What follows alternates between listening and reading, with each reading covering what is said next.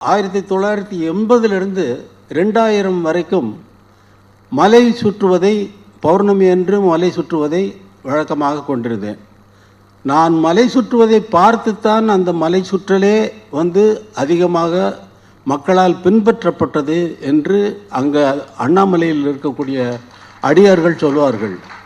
ஏனென்றால் நாங்கள் நடக்கும் பொழுது பகவான் ரமணருக்கு சேவை செய்த குஞ்சு சுவாமிகளும் நானும் மட்டும்தான் நடந்து போவோம். அவர்தான் முதல் என்னை கிரிவலம் அழைத்து சென்றார். 1980 தான் போகிறேன். காரணம் என்னென்னா, 74 நான் மூகாம்பிகை கோயிலுக்கு போகும் பொழுது அந்த மூகாம்பிகை என்னை முற்றுமாக ஏற்றுக்கொண்டாள். அவள் காட்டிய வழியிலே நான் போய்கொண்டிருந்தேன். 6 வருடம் கழிந்தது 1980. இதெல்லாம் இந்த ஆன்மீக வழிகளெல்லாம் குரு இல்லாமல் சித்திக்காது. அதனால் நீங்கள் யாராவது குருவை தேடுங்கள் என்றார். அவர் நம்ம என்ன பண்ணுறதுன்னு அப்புறம் அம்மாகிட்ட நான் எதுவுமே கேட்டதில்லை. அவள் கொடுத்தது தான். ஆனால் கூப்பிட்டா உடனே வந்து நிற்பாள். இப்போ நான் கூப்பிட்டேன்னா அங்கே வந்து நிற்பாள். அது சும்மா வெறும் வார்த்தை இல்லை. உங்களுக்கு நிரூபித்து காட்ட வேண்டிய அவசியம் இல்லை. ஏன்னா நான் சொல்கிறது உண்மையை தான் சொல்லுவேன். பகவான் பார்க்குறதுக்காக 1980 ஆசிரமத்துக்காக போகிற நேரத்தில் குஞ்சு சுவாமிகள் இருக்கார். அவரும் நானும் சேர்ந்து வாங்க கிரிபிரதட்சணை போயிட்டு வரலான்னாரு. கூடயே போயிட்டு இருந்தேன். போய் சுற்றி முடிச்சுட்டு வர்றோம். அந்த முடிக்கிற நேரத்தில் மழை, வருண பகவான் அப்படி ஷவர் போடுறாரு. ஃபுல் மழை இல்லை. என்ன நீங்கள் பெரிய சித்தர் போல் இருக்கே அப்படின்னாரு குஞ்சு சுவாமிகள். இல்லை என்ன சாமி இப்படி சொல்கிறீங்கன்னு. ஆமாம், நீ கிரிபிரதட்சணை வந்தவுடனே வருண பகவான் ஆசீர்வாதம் கொடுக்குறாரு இல்லையா, நீங்கள் சித்தர் தான் அப்படின்னாரு. ஐயோ அப்படி இல்லை, நான் வந்த நேரத்துக்கு மழை வந்திருக்கேன் அவ்வளோதான். அப்படின்னா அடுத்த நாள் போகிறோம், அடுத்த பௌர்ணமிக்கு போகிறோம், அப்படியே மழை வருது, அதே இடத்துல வருது. பார்த்தீங்களா, நான் சொன்னேன் நீங்கள் சித்தர் தான். இப்படி போயிட்டே இருக்கிற நேரத்தில் இப்போ வழக்கமாக போகிறதை நான் வழக்கமாக கொண்டு விட்டேன். பௌர்ணமிக்கு போகிறத அந்த நான் திருவண்ணாமலையில் காலடி எடுத்து வைத்து விட்டால் செருப்பு போடுவதை காலடிகளை அணிவதில்லை. ரூம்லேயே விட்டுட்டு போவேன். அந்த நான் போகிறது நார்மலான பாதையில் இல்லை. குஞ்சு சுவாமிகளோடு போனது 2 முறை மட்டும்தான் நார்மலான வழியில் போனேன். 14 கிலோமீட்டர் அது. அப்புறமா இல்லை பகவான் எந்த வழி போவாங்க, இல்லை காட்டு பாதையில் நடப்பாங்க அப்படின்னா. பகவான் 3 வழியில் போவாங்க அப்படின்னா. சரி, பகவான் அதில் நடுப்பாதையை நான் தேர்ந்தெடுத்துக்கிட்டேன். அதில் நடுவில் நடந்தால் கல்களெல்லாம் மழையில் அடிச்சுட்டு போயிட்டு கண்ணாடி தூளை உடைத்து போயிருந்தால் எப்படி இருக்குமோ அப்படி இருக்கும் நான் நடக்கிற பாதை. அதில் காலடி எடுத்து வைக்கும்போது வெறுங்காலில் தான் போகிறப்ப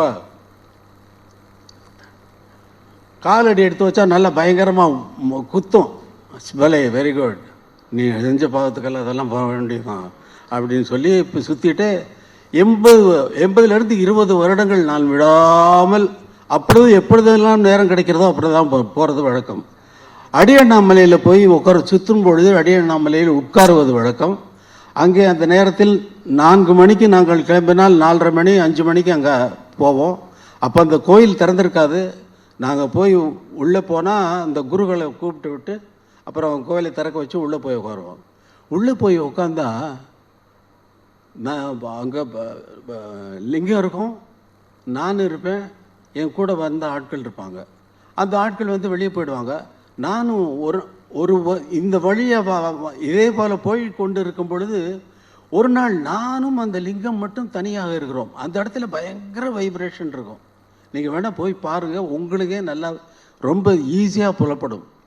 அதை பார்த்துக்கிட்டே இருக்கேன். இந்த லிங்கம் ஞான சம்பந்தர் பாடினதை கேட்டிருக்கோம்ல அப்படின்னோடனே உடம்பெல்லாம் புல்லரிக்குது. அப்போ இந்த கல், இந்த தூணு, இந்த பாதைகள் மாணிக்கவாசகர் பாடினதுக்கு, சம்பந்தர் பாடினது கேட்டிருக்கோம், அப்பர் பாடினது கேட்டிருக்கோம், சுந்தரர் பாடினது கேட்டிருக்கோம், மாணிக்கவாசகர் பாடினது கேட்டிருக்கோம். அப்புறம் மாணிக்கவாசகர் அங்கே உட்காந்து தானே திருப்பாவையும் திருவம்பாவையும் எழுதினார் அப்படின்னு அந்த நந்தியை கும்பிட்டு அப்புறம் குருக்கள் வந்தார், கற்பூரம் காட்டினார், கும்பிட்டு வெளியில் நடக்கும் பொழுது என்னுடைய காலடிகள் எடுத்து வைப்பதற்கு அந்த வைப்ரேஷன் என்னை போட்டு அமுக்குது. பார்த்தா வீட்டுக்கு வரேன், அதே 3 மாதம் போயிடுச்சு. 3 மாதம் போனால் திடீர்னு ஒரு நாள் எழுந்து உட்காரும் பொழுது தான் இந்த பாட கிடைத்த பரம்பொருளை பாடுவதற்கு ஒருவரப்பு கிட்டியும் பாடி பயன்காண பல்மொழியால் ஏத்தாது பண்டை வினை தூசு மூட கிடப்பையோ முத்தே முகில் மூடா மோன முழுநிலவே மூட மனமுடம் நீக்குவானே முன்மொழியால் பாடேலோர் என்பாவாய்ங்கிற ஒரு வார்த்தை வருது. இது நான் எழுதுகிற தமிழா? இது எனக்கு நான் எழுதுனதுங்கிறீங்களா, நான் யோசிச்சதுங்கிறீங்களா? நான் யோசிக்கலை, அதுவாக வந்தது, அவன் கொடுத்தது. அதை இங்கே வந்து சஞ்சய் சுப்பிரமணியன் பாட கிடைத்த பரம்பொருளை பாடிய பாட கிடைத்த சஞ்சய் சுப்பிரமணியன் அவர்கள் பாடி இல்லை ரொம்ப அற்புதமாக அவங்க நடனத்தில் வந்து அதை வந்து வெளிக்கொண்டு வந்தாங்க. ரொம்ப பார்க்குறதுக்கே ரொம்ப தெய்வீகமாக இருந்தது, ரொம்ப தெய்வீக கலை.